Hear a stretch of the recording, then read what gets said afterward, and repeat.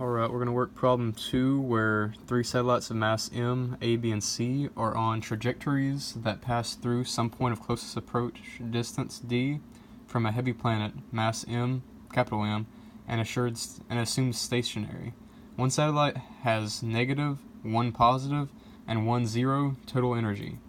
And here's the trajectories of the three satellites. And the part A asks us to draw the energy diagrams for these satellites. And since the satellite A is on a hyperbolic trajectory, the total energy must be greater than 0.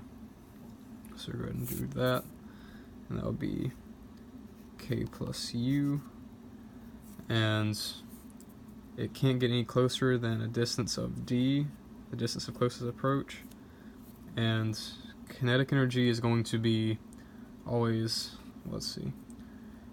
First off, we'll do a drawing of potential energy, which will be below the r-axis, and then we'll have it approach 0 as the distance increases, and we kind of mirror this image above the k plus u, and as u approaches 0, k approaches k plus u.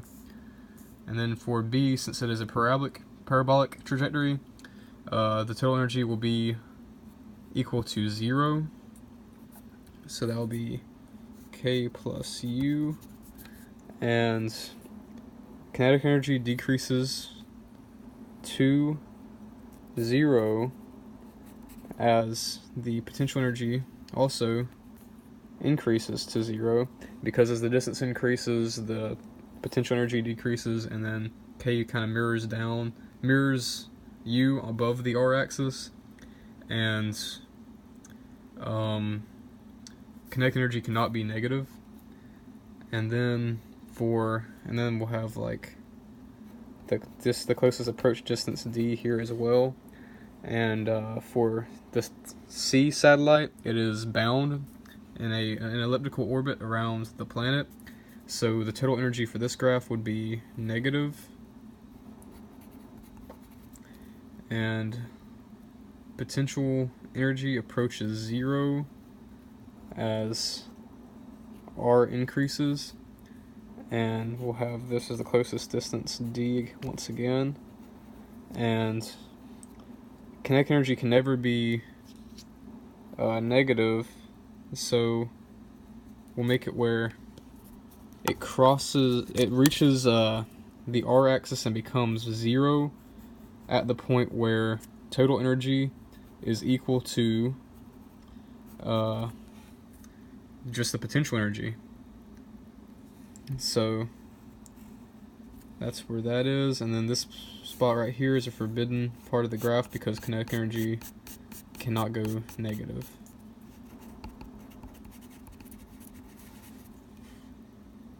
And the speed of the satellite at the point of closest approach for satellite with 0 total energy, well, that first off, we know that since it has 0 total energy, k plus u is equal to 0, so k is equal to negative u, and so k, let's see, 1/2 mv squared, that will be equal to g m, capital M, little m, over r. So Vf is equal to the square root of 2 gm over r, as the mass of the satellite cancels out on both sides, and in this case r is actually d since it's the point of closest approach. And then for our final part, we will have to find the radius of the kissing circle at the point of closest approach for trajectory with 0 total energy. And though this might seem extremely simple to the point where it could just be d, it's actually not equal to d, because the radius of the kissing circle we can find because the magnitude of the perpendicular force is equal to mv squared over r, which this is the radius of the kissing circle of the point of closest approach. And since the magnitude of Fg is equal to m, because Fg is simply the perpendicular force, that would be equal to mv squared over r, and then that will be equal to m over r times the speed that we found previously, which was square root of 2gm over d. So 2gm over d, and that will be squared. So m over r times 2gm over d is equal to gmm over r squared, or d squared in this case, because that's the point of closest approach. And then we'll just simplify this and solve for r. So we can see that little m cancels out on both sides, big M cancels out on both sides, big G cancels out on both sides. So we have, in the end, multiply both sides by r. Big R is equal to d squared, 2d squared over d, which is equal to 2d.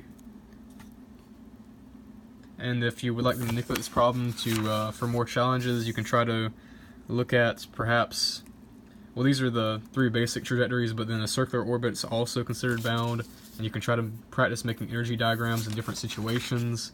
You could try to find the speed with a orbit that does not have zero total energy. So you would have to actually notice that